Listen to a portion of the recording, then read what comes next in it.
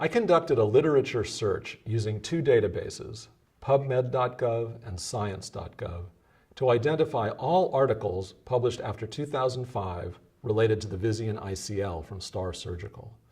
I examined the articles for their relevance to sizing method, clinical safety, and effectiveness.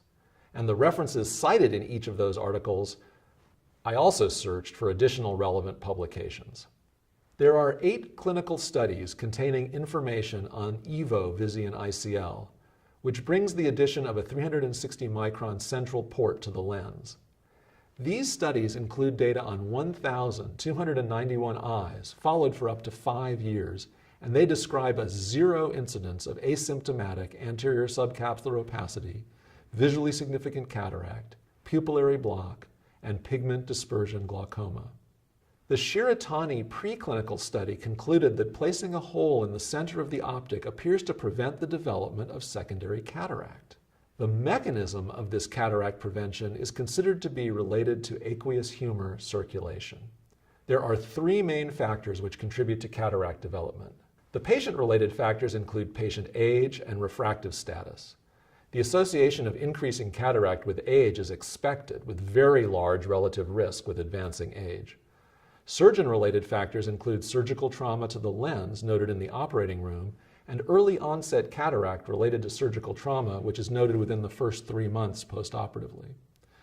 The EVO design with the central 360 micron port in the lens may be the solution to anterior subcapsular cataract development after ICL implantation.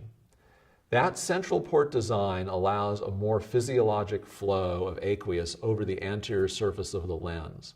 There have been studies with fellow eye randomized comparison, even follow-up to 5 years. One eye receiving the standard ICL without the central port, the other eye having EVO with the central port. And after 5 years, there was some cataract development in the group with the ICL without the central port. But the lenses in those patients who received the EVO design with the central port had no anterior subcapsular cataract.